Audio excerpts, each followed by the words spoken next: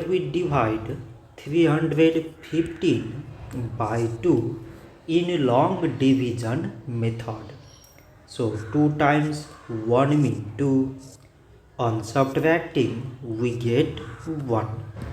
So now this 1 is less than 2. So we put down the number beside this 1.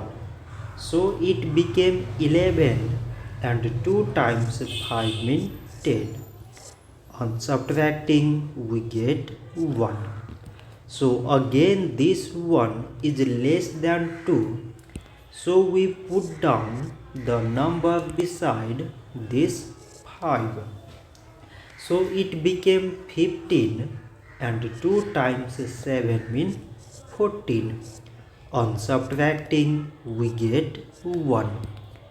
So this 1 is less than 2 and there is no other number beside.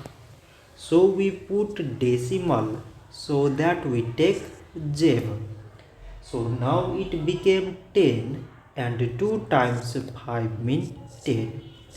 On subtracting we get 0. So 315 divided by 2 is 157 decimal 5.